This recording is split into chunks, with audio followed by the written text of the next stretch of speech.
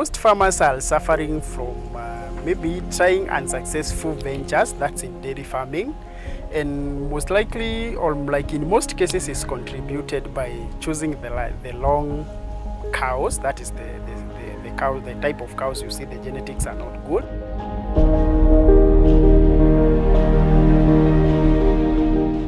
Did you know that most people fail in dairy farming because they overlook one simple thing? It's not about having the best cows or the biggest barn. It's about understanding the balance between care, knowledge, and patience.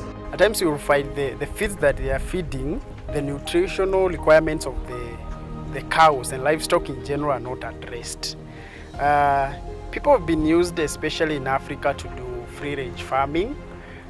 And you see this is really affecting because in free range at times you won't be able to easily control diseases, you won't easily control maybe feeding, you won't easily, maybe anytime the cow has a problem because you have very less interacting time.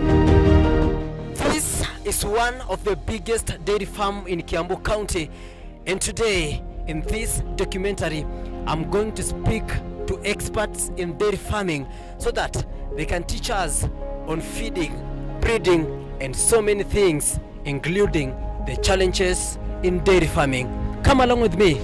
My name is Daniel Kihoro.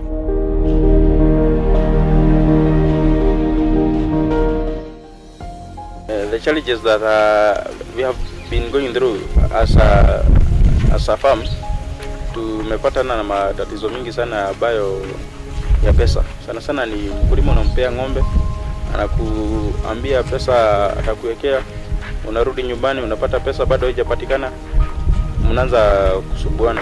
Hiyo ndio challenges kubwa sana nimeona, and the challenge that is giving me a lot of pressure and stress. So I have decided not to be giving animals on credit.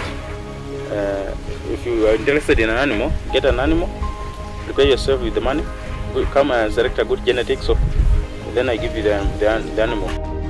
Young people are turning away from dairy farming, but experts see a world of opportunity. With innovation and hard work, the dairy industry promises a profitable and sustainable future. Now, it is time to rethink the possibility in dairy farming.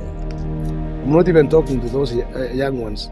Leave alone that we are trying to encourage the young ones that once they have the energy, they have to go in for this kind of project. I tell them there is money in farming and that they should take farming as a dirty job. It is even good for you to be dirty but get money. Having money in your pocket is very important. Let them not be, be selective on what they have to do. Sure. Because life needs us to give it a challenge. Instead of you sitting idle, try this at your early stage and put money in your pocket. Farming is a good job, it's an enjoyable job, and you will have your life, without problems. Okay, we've been having a misconception of farming being a dirty job, farming being this career of people who failed in life, or maybe the old folks, that's our parents. But that has been past, that has been a theme of the old. Because you see, it's only like with the increase in population, more people need food. This brings up the aspect of agribusiness. So the moment that you engage into agriculture, you say money is there, you have to think how best to improve it. And the other people who have skills, they can even maybe be so innovative to include maybe value addition, incorporating technology in production, and definitely it's a business that have money. The moment you start with one animal, in an year you can be having two animals. Ile ng'ombe umenunua tuseme 150 hapa, in the next year you shall be having two animals of around 300,000.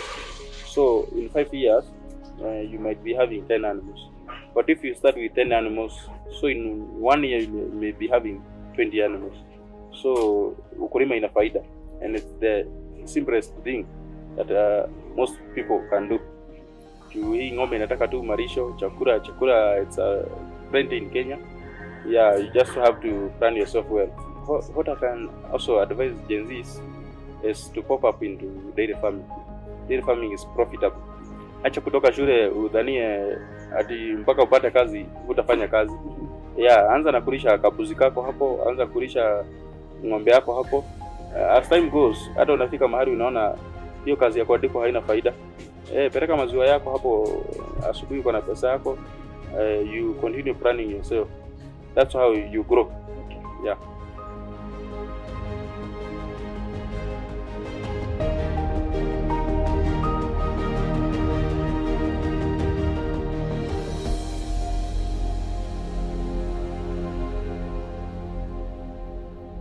Behind me, you can see cows feeding directly from dry matters. But is this the best way for dairy farming? Avoid giving raw feeds. Nakuta mtu ameleta hii maboga ndio anapea ndama. Nyasi hata kama ni tunaita Kikuyu grass, ikiwa ile mbichi, especially ile ichakomaa na icha mwaga maji. Inataka chakula ambao imetoa hiyo maji. Inakuwa si ile iko wet sana, kwa sababu iko wet ukiingia unakuta na haribu tumbo. Wanaishi hapa tu, hapa ndio wanakulia, hapa ndio tunakamulia, tuko na joku pale. Na hapa bado ndio hawatoki hapa. Hii zinakaa tu hapa, kukula, kukunywa maji na kulala zinakaa huko ndani. So tuseme ni mfumo wa zero grazing. Ni zero grazing. Lakini kuna mandama zinakulia huku nje. Okay. Wale ambao ni wadogo sasa. Okay. We dispensed more freely. So at no point should you be buying a cow and not understanding how am I going to feed it. So if let's say you have 2 acres, if you have a cow, you should know I should be able to provide for the cow sufficient food before I buy the cow.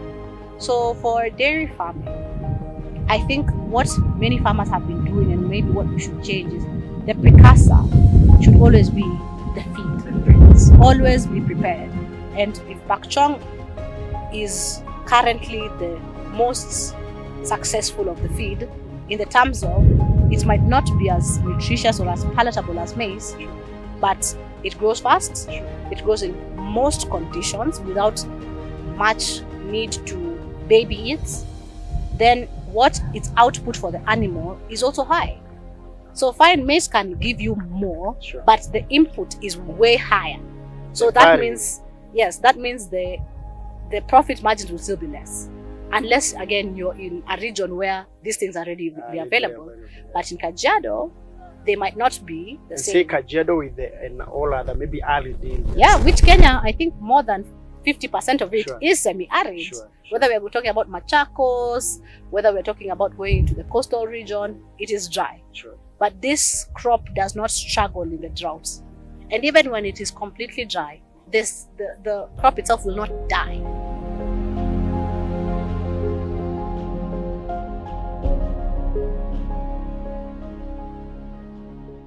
So definitely the question lingers around necessity.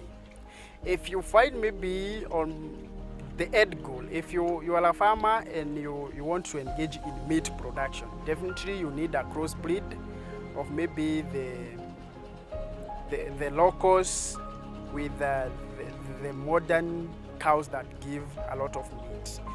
If you in milk production, definitely Friesian is number 1, but it needs food.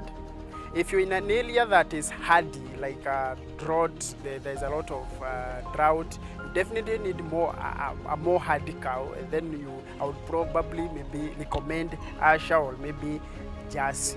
So it depends with the environment and where you are. But if your environment is favorable, definitely Friesian will be number 1 in terms of milk production. Kitu ya kwanza muhimu sana unaangalia kichwa ng'ombe. Those animals that you see with the white patches here at the head, those are heifers. They are pure breeds. That's the first thing. The other thing, you check on the sizes of the animal, so that you can identify a good animal. The other thing, you have to check on the backline of the animal. The backline of the animal has to be straight. And the body of an animal should be triangular in size and in shape. In shape. Yeah. Okay. That's why how you look at a good animal and a good producer. Okay. The shape should be triangular in shape. Okay. Should not be broken. Broken animals are for beef, for meat. So the one that you find they are quite huge, Yeah. they look more kama wamenona sana. Hao ni wanyama. Okay. Hao wengine lazima wakuwe na triangular shape. Okay.